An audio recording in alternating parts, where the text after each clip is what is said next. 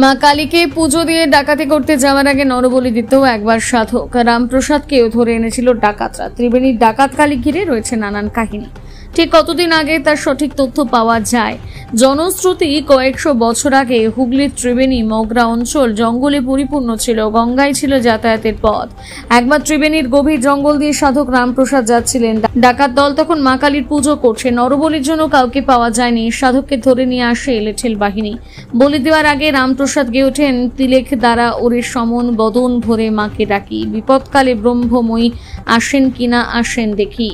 ডাকাত দল অস্ত্র ফেলে তাকিয়ে দেখে যে সাধক সেই কালী। পরে তাকে বাড়ি পৌঁছে দেওয়ার ব্যবস্থা করেছিল ডাকাতরা।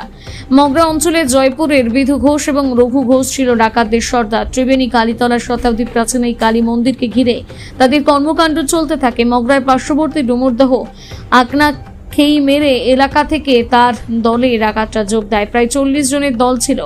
এখন যেখানে কালী মন্দির প্রতিষ্ঠিত সেখানে লাঠি খেলা, বল্লম খেলা অনুশীলন হতো। ডাকাতরা রণ পায়ে হাঁটত। বর্তমানে এই কালী মন্দিরের সেবায় সুমন চক্রবর্তী কি জানিয়েছেন শোনাবো। এই মন্দির বাঁশবেড়িয়া ত্রিবেণী কালীতলা অবস্থিত। বর্তমানে এই মন্দির একটা সময় জঙ্গল ছিল, পুরো সম্পূর্ণটাই জঙ্গলে, গভীর জঙ্গলে ভরা ছিল। গভীর জঙ্গলের মধ্যে মায়ের আদেশ অনুসারে বিধু ডাকাত, রঘু ডাকাত এই মন্দির প্রতিষ্ঠা করে। যখন এই মন্দির প্রতিষ্ঠা হয়েছিল তখন ওরা মাকে পুজো করত এবং মায়ের আরাধনা করত, মায়ের সাধনা করত, মাকে জাগ্রত করে তুলেছিল। সেই থেকে মা আজও জাগ্রত, আজও মা একদম জেগেই আছে, মা জ্যান্ত। হ্যাঁ, মায়ের পুজো সেই রীতি মেনেই আজও আমরা করে আসি। সেই পুরনো রীতি মেনেই আমাদের কিছু আছে, সেইভাবেই আমরা পুজো করে আসি। বর্তমানে মায়ের মন্দিরের পরিবর্তন হয়েছে, জায়গার পরিবর্তন হয়েছে, ঘর বসতি হয়ে গেছে। হ্যাঁ, মায়ের মন্দিরের সামনে দীপান্বিতা অমাবস্যা মায়ের পুজো হবে। আমাদের পুজো ষোড়শ প্রচারে পুজো হয়। এখানে বলিদান আছে। হ্যাঁ, এখানে ধুনো পোড়ানো আছে, এখানে হোম আছে, আরতি আছে, মায়ের ভোগ আছে। এখানে মায়ের ভোগে খিচুড়ি, 5 রকম ভাজা, একটা লাবড়া তরকারি, ফুলকপি আলুর তরকারি, চাটনি, পায়েস, মিষ্টি, সঙ্গে মাছ। মাছের কথা বলতে গেলেই ল্যাটা মাছ পোড়া কথা বলতে হয়। আমাদের এখানে প্রসিদ্ধ ভোগ যেটা বলা যায় ল্যাটা মাছ পোড়া, সেই দিন থেকে হয়ে আসছে। হ্যাঁ, আজও আমরা সেই রীতি আগেই বলেছেন, আমরা মেনে চলি। ল্যাটা মাছ পোড়া আমাদের ভোগে দিতেই হয়। হ্যাঁ, সঙ্গে আরও আনুষঙ্গিক মাছ থাকে, সঙ্গে পান, তাম্বুল এইসব থাকে। কথিত আছে এখানে রঘু ডাকাত, বিশু ডাকাত এইখানেই বলি দিয়ে মায়ের উদ্দেশ্যে তারপর ডাকাতি করার জন্য রওনা হতেন। হ্যাঁ, এখানেই বলি দিয়ে, এখানে তখন সেই সময় নরবলি হতো। এই সময় ওরা এখানে নরবলি হতো। এখান দিয়ে যে যাতায়াত করতো তাকেই ধরে ফেলতো। দিনের বেলা যে যেত তাকে ধরে গাছে বেঁধে রাখতো, রাত্রিবেলা পুজো হতো, নরবলি দিয়ে দিত, তারপরে পুজো করতে যেত। এরমই একদিন রামপ্রসাদ সেনকে ধরে ফেলেছিল। রামপ্রসাদ সেন কোথায় গেছিল, হ্যাঁ, এই রাস্তা দিয়ে ফিরছিলেন। ওরকম সুপুরুষ চেহারা দেখে ওনাকেও ধরে ফেলেছে। ধরে ফেলে পুজো পাঠ রাত্রিবেলা করেছে, করে মায়ের কাছে উৎসর্গ করে দিয়েছে। করে দিয়ে বলি দেবে এরকম জায়গায় হারিকানের কাছে নিয়ে গেছে, নিয়ে গিয়ে হাত ফাত বেঁধে দিয়েছে। তখন রামপ্রসাদ বলছে, আমাকে তো ওরা মায়ের কাছে উৎসর্গই করে দিয়েছিস, আমার একটা মনোবাসনা আছে। বলছে, বলো তোমার কি মনোবাসনা? বলছে, মাকে গান শোনাবো একটা। বলছে, বল, শোনাও, গান শোনাও। হ্যাঁ, তখন ওদেরও গান শোনার ইচ্ছা হয়েছে।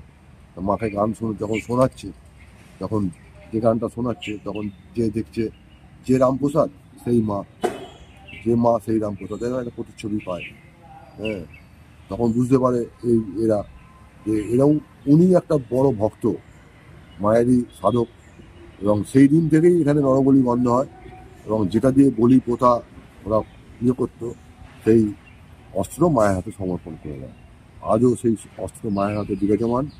হ্যাঁ, সেই অস্ত্র আজও মায়ের হাতে, আমরা ওই অস্ত্রই রাখি। আমাদের সব ঠাকুরের দেখবেন খড়গ রয়েছে, খাড়া রয়েছে, আমাদের কিন্তু খাড়া খড়গ না, আমাদের সোট জাতীয়, তরোয়াল জাতীয়, সোট জাতীয়, হ্যাঁ, ওই ধরনের অস্ত্র মায়ের হাতে থাকে। দীপান্বিতা অমাবস্যা মানুষের ঢল কেমন নামে? দীপান্বিতা অবস্থায় এখানে তো হাজার হাজার ভক্ত, হ্যাঁ, মা এখানে সবসময় জাগ্রত, সব ভক্তই চায় মায়ের একটুখানি আশীর্বাদ নিতে, মায়ের এসে দর্শন করতে। দর্শনের ভক্ত, মায়ের পুজো দেওয়ার ভক্ত হাজার হাজার। আমাদের পুলিশ প্রশাসন, মগরা থানা প্রচুরভাবে সাহায্য করে, সঙ্গে মিউনিসিপ্যালিটি প্রচুরভাবে সাহায্য করে, সব দিক থেকে এগিয়ে আসে। এটা প্রচুর পুরনো পুজো না, প্রচুর বড়, বর্তমানে তো আইকনিক পুজো বলতে পারো এই এলাকার। বর্তমানে তো মন্দির ট্রাস্টি বোর্ডের আন্ডারে কোনো সরকারি অনুদান কি পাওয়া গেছে? বর্তমানে যখন ট্রাস্টি বোর্ড হয়েছে সেই থেকে আমরা কোনো সরকারি সাহায্য পাইনি। আর আমরা গত 2013 সালে তপন দাশগুপ্তর অনুপ্রেরণায়, চেয়ারম্যানের সহযোগিতায় আমরা একটা সাহায্য পেয়েছিলাম। যে সাহায্যটা হচ্ছে তপন দাশগুপ্ত করে দিয়েছিল, এই মন্দিরের টোটাল বাউন্ডারিটা উনি করে দিয়েছিল। আর এই যে মন্দিরের বাইরের যে চাতালটা আছে, মন্দিরের বাইরের যে চাতালটা, ওই চাতালটা পুরো সম্পূর্ণরূপে ঢালাই করে দিয়েছিল। এই সহযোগিতা আমরা পেয়েছিলাম। কি নাম আপনার? 2013 সালে। কি নাম আপনার? আমার নাম সুমন চক্রবর্তী। সুমন চক্রবর্তী, সেবায়িত। আমি মন্দিরের এখন সেবায়িত। আমার ভাই আছে। মশাল বলি হয় না? হ্যাঁ, মশাল বলি হয় না এখানে। যখন বলি হয়, যখন তো বলি প্রথা এখনো চালু আছে, যখন বলি হয় তখন এখানে মশাল জ্বালিয়ে বলি হয়। সেই প্রথা এখন আমরা চালু রেখেছি। ওই ল্যাটা মাছ পোড়া, মশাল জ্বালিয়ে বলি দেওয়া, আরও কিছু গুপ্ত ব্যাপার আছে আমাদের, যেগুলো বলা যায় না। হ্যাঁ, আমাদের যেগুলোকে জানতে গেলে আসতে হবে। হ্যাঁ, জানতে গেলে আসতে হবে, দেখতে হবে।